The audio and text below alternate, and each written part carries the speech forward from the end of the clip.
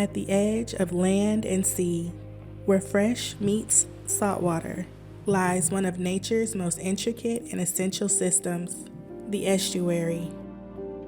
Here in coastal Georgia, salt marsh estuaries stretch for miles, cradling life in their ever-shifting tides. These estuaries are more than just ecosystems. They are the heartbeat of the coast. For centuries, people have lived alongside these waters, drawn to the abundance they offer, shaped by the tides and the land. These are their stories. McIntosh has a scenery that is second to none. So much of our marsh is protected. We have become the largest stretch of protected marsh in the coast of Georgia.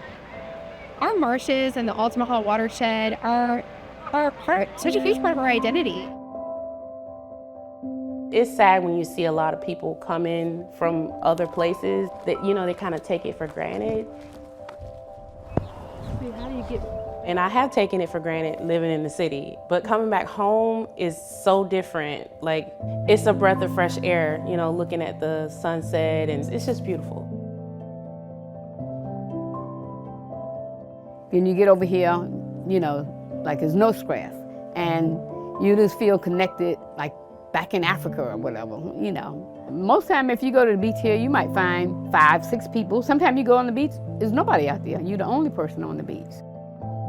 The estuaries and the marshes and just this environment, the tides, it becomes part of what you are. I can't imagine being anywhere else and being content. One of my favorite things is to leave my worries at the dock. I get that sense of peace when I come over here. And thinking back now, whenever I was very, very stressed out or anything, I wanted to come here. I just wanted to be here because it was my getaway. It's an escape.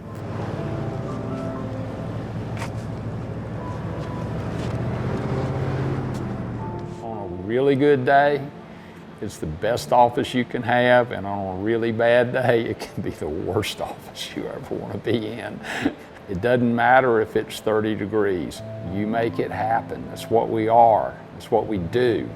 It's almost our identity to a point. With basically learning about my heritage with the Butler Island and just imagining, what they went through in those elements in that time, knowing that, some of them had children on their backs, and they're having to work the rice fields and having to work in those areas. They're having to fight the elements. They're having to fight alligators. It does make me emotional when I think about things like that. To be gullah-geechee, to me, is everything. Not just the history, knowing who you came from, but where you came from, because everything is tied to the land. So we're on an island, so you're not just tying land, you are tying the ocean and creeks.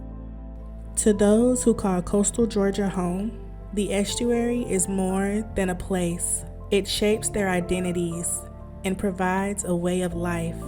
Here, where the rivers meet the sea, the estuary breathes life into the land and the people who live upon it. This is the story of a place and the people who call it home.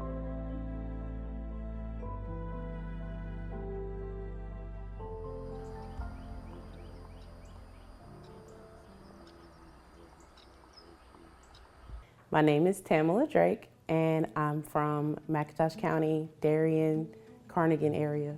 I've lived here my entire life until I graduated from college, and then I moved to Atlanta for about 4 to 5 years, and I came back home. When I was much younger, we had field trips going to Sapelo Island. So we went in the marsh and we, got to see how squishy it was and how muddy it was and kind of see the consistency, and we saw little fiddler crabs. And so that's something that always stuck in my mind, is actually being able to play in it and being in the mud. And it's just something that never left me. We pass it every day.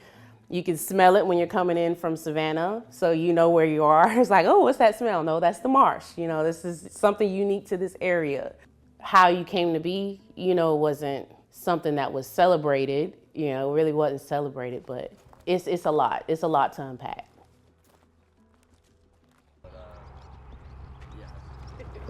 Yeah, I guess this would be a good date night for us out here. I discovered my ancestry through my husband.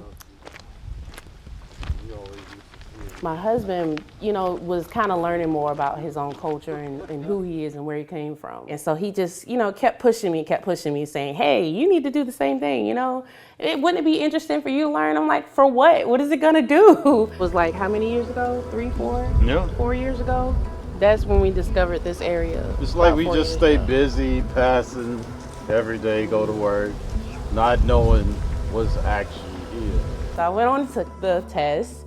And before I can even get the test back, it unlocked a whole lot of information. I put in names and a lot of the information was automatically found. So after researching the African part of it, found out that it was linked to Butler Island, Pierce Butler. And he was actually like a, 5th great grandfather? And I said, Pierce Butler, what is this about? So researched that further and come to find out he was the actual owner of Butler Island. And I'm like, whoa, this is major. This is really big.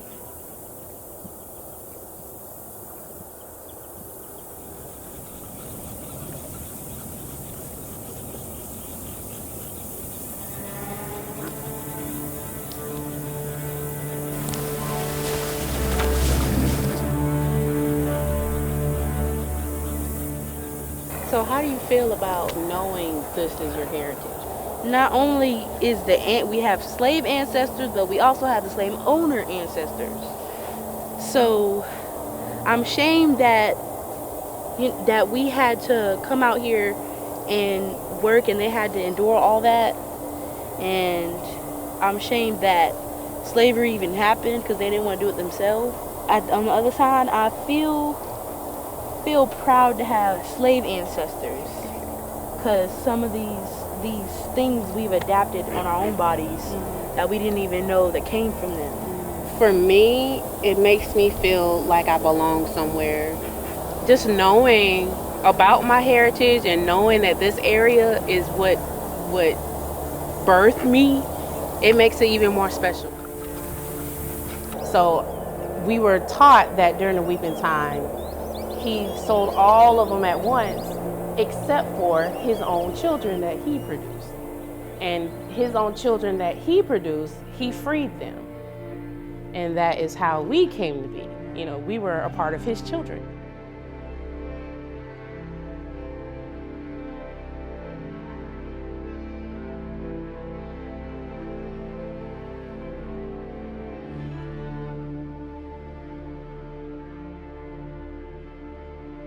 I was more interested in, because I saw where there was a slave that was brought over from South Carolina.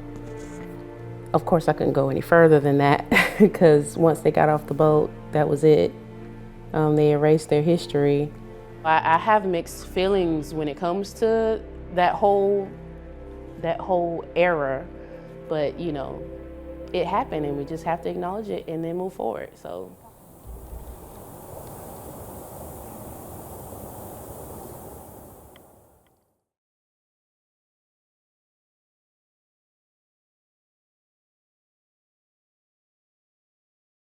We don't have time to go over all the stuff that I do.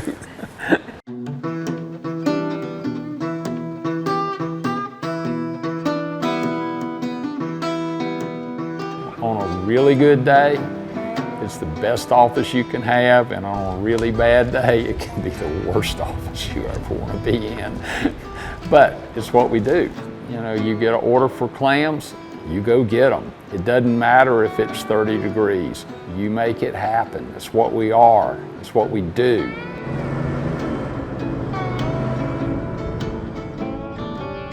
You know, if you've got everything in a greenhouse, maybe you can control it, but we don't. To me, it's like Georgia shrimp.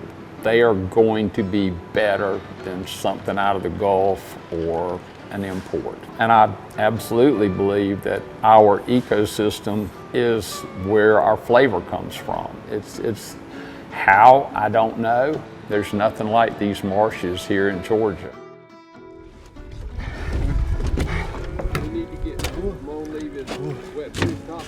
It's just a cool thing to do. It's hard work and it takes a long time. It's hard for a lot of people probably don't get into it because for clams it's 2 years before you can get something to sell. And it's hard to work for 2 years and not get a paycheck.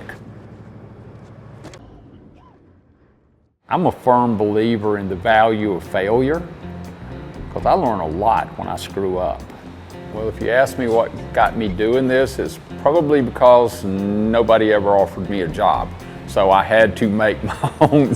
And I shrimp fished when I was younger, went to college for a while, and when the college professor told me that I had to miss the shrimp opening to take a final, and I said, no, I'm not missing the beach opening on shrimping. I'm not gonna miss a possible $5,000 day in shrimps. I finally, after about 5 minutes of discussion, I said, I have the answer to the question. I don't need to be here on June 1st because I just quit. And I became a full-time shrimper then. And so I shrimp fished till around 1990, got off the boat, started running the dock for my dad. And then the late 90s, Roger DeWitt came to me, and University of Georgia Marine Extension came to him and asked him, did we want to grow some farmed clams? And he said, sure.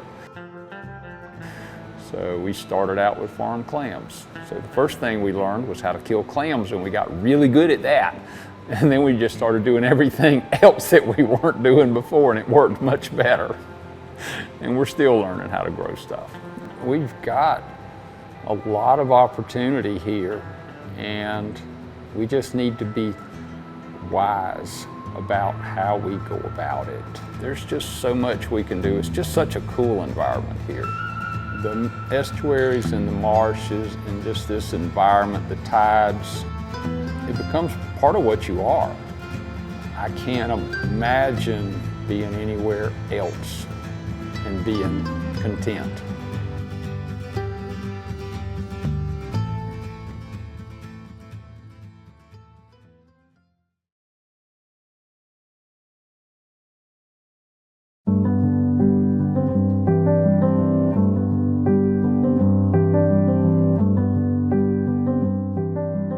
My name is Yvonne Grosvenor, and I live here on Sapelo Island, Georgia, for the last 44 years. You can't find any place better to live or to raise kids than Sapelo. When you get on that boat and come over here on Sapelo, it's like a whole different world from the mainland. When you get over here, you know, like there's no stress, and you just feel connected, like back in Africa or whatever, you know. Most time if you go to the beach here, you might find 5, 6 people. Sometimes you go on the beach, there's nobody out there. You're the only person on the beach. Oh, when I first came to the island, I came over when I was in high school just to visit. And I was wondering, how do the kids on Sapelo live on Sapelo so quiet like this? But after I got more older and came over more to visit, I loved it. When I first moved to the island, Mr. Green, Alan Green, he was a famous basket maker here on the island. He always made basket, and so I always wanted to learn. But at first, he wouldn't teach anybody how to do it. He used to always say, no, I'm gonna take it to my grave. And the Historical Society gave him a grant.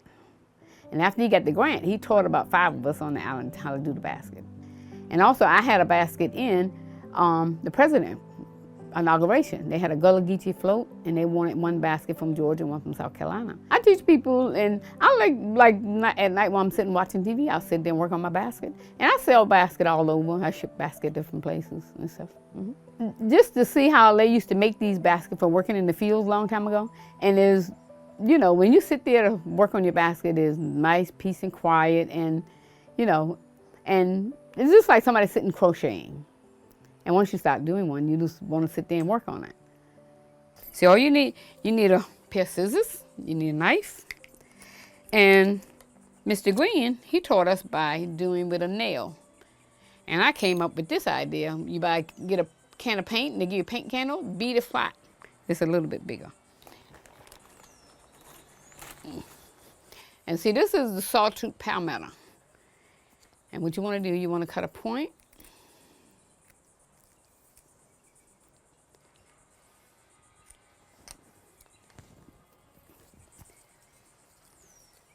And you just stick this through.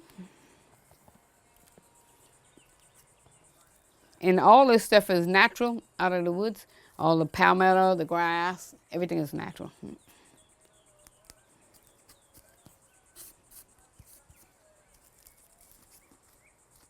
you just keep going around and around. And see, when you get through with a basket, when I finish this, I'll have at least 10 or 12 hours in this basket. And see, that's another thing about on Sapelo. You can find a lot of this stuff over here, but like on the mainland, like in Charleston, because they do a lot of basket weaving in Charleston, and see, they have a shortage of grass because a lot of places they used to get the grass been developed. And see, we don't have that problem over here with going out and harvesting the material because there's not that much development over on Sapelo. Yeah, so.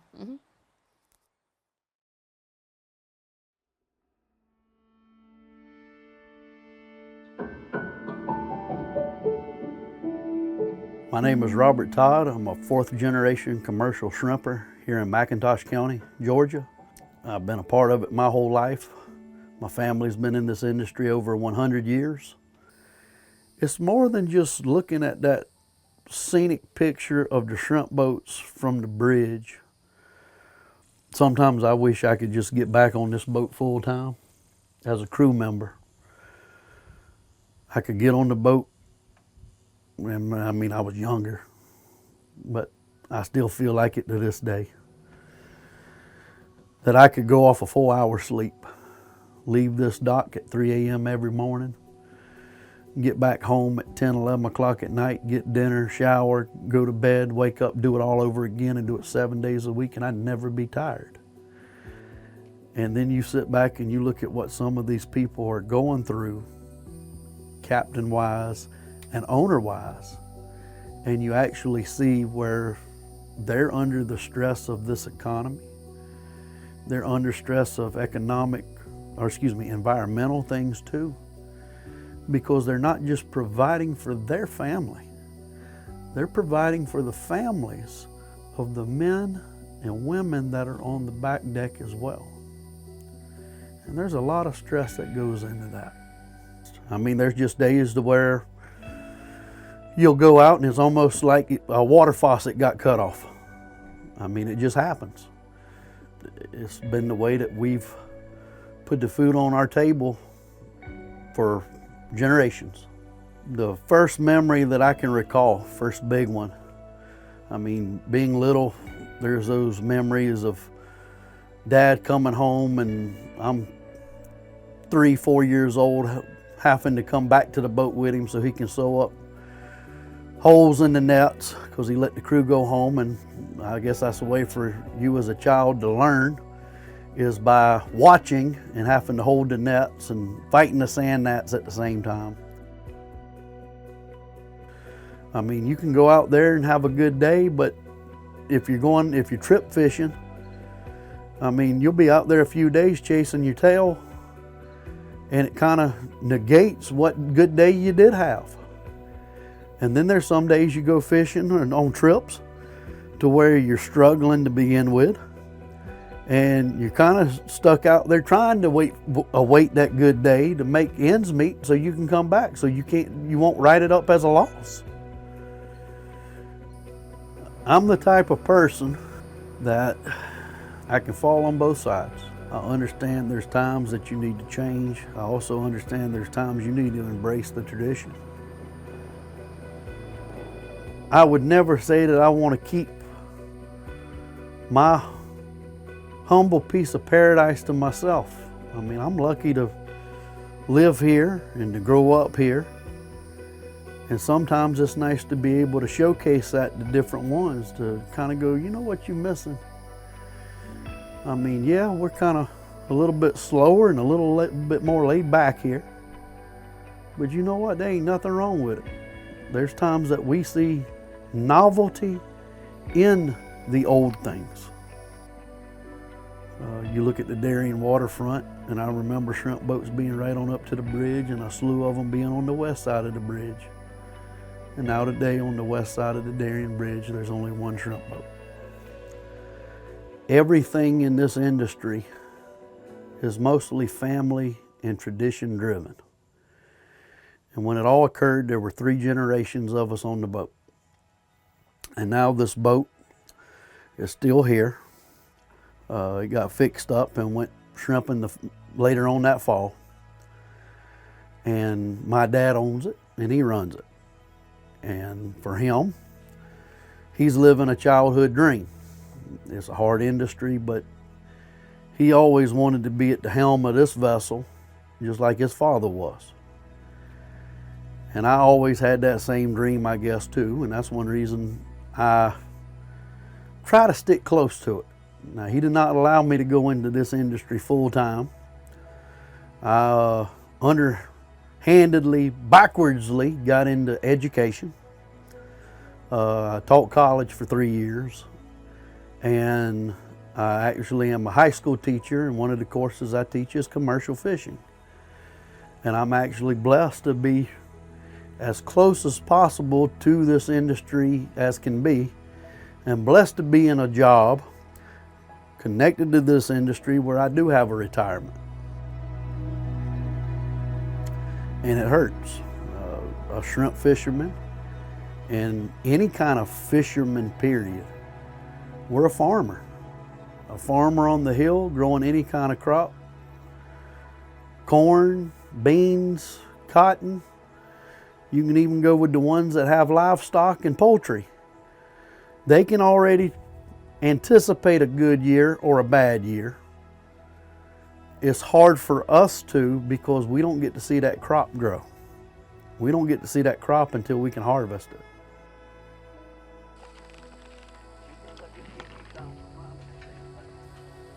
Whatever we do today is going to be left for generations to see after us.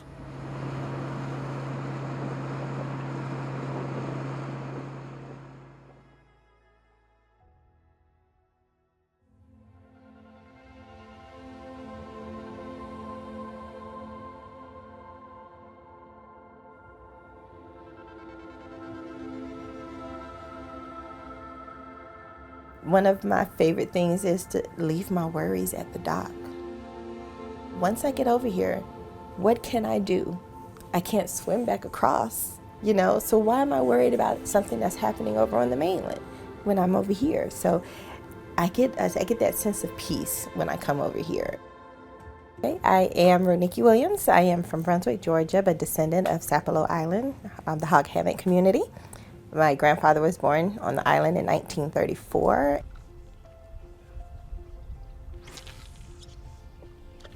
And everybody has their favorite fishing spot. Like, I just fish wherever there's some water.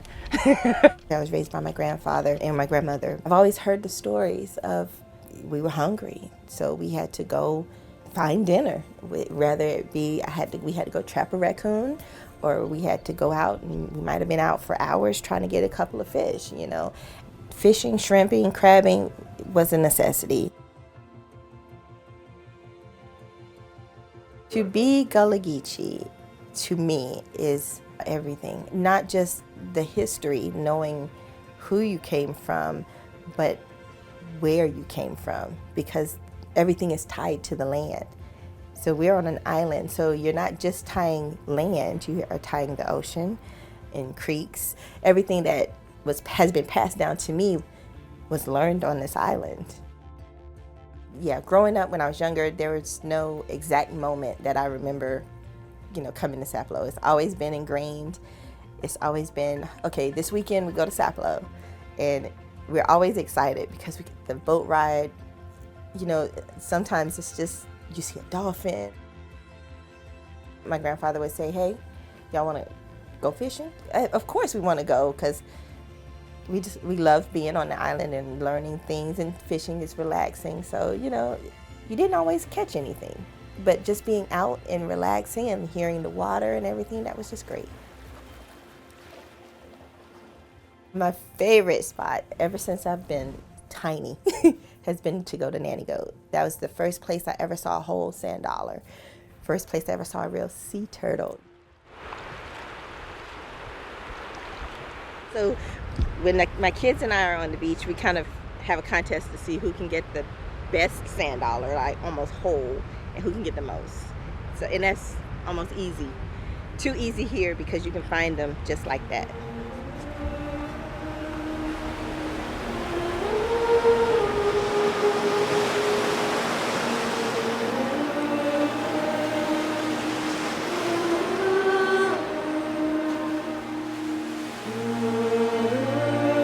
When we were younger, we called it pulling the net.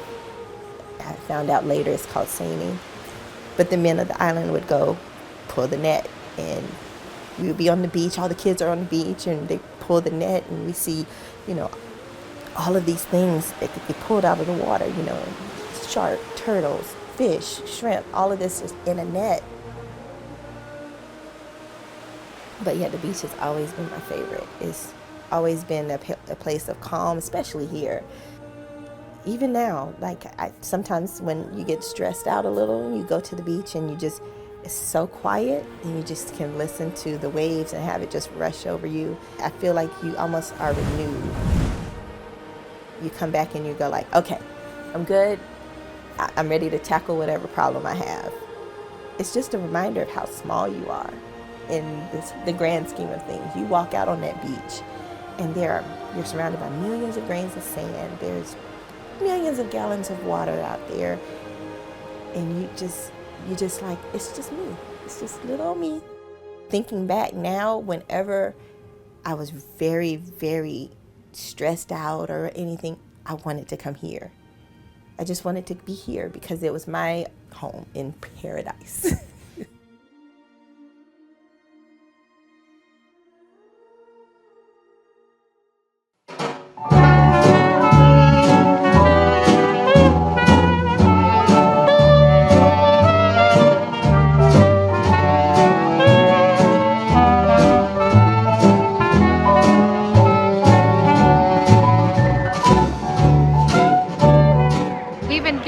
Of the fleet for about 56 years now. It's a huge celebration of our shrimpers and our commercial fishermen in the area, which are kind of the heartbeat of our county. When you come over the Darien Bridge and you see those shrimpers on the waterfront, it just makes you feel like you're home. And so today is the main festivity day of the blessing, and we're just excited to bless them tomorrow and celebrate all they do to bring us delicious Georgia shrimp. But we all know that 2020 was a year like What's the best shrimp in the world? McIntosh County! That's right. Our whole theme this year is McIntosh County shrimp. Ain't nothing like the real thing. This is the real thing. This is it. This is the work that goes in to bring all that delicious food right to your table. So let's hear it for these guys. Come on, y'all. If I had to describe estuaries in one word, the word is home.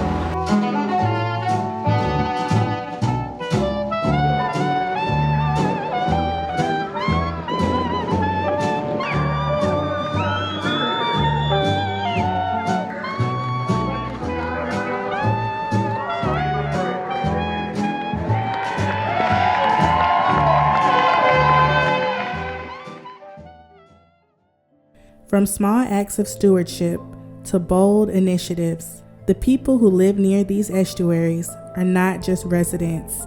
They are its caretakers, advocates, and visionaries.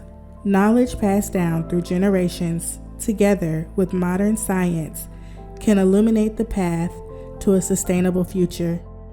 One where the marsh continues to nourish the land, the wildlife, and its people. This estuary is more than a landscape. Its future lies in our hands and in the hands of those who will follow us.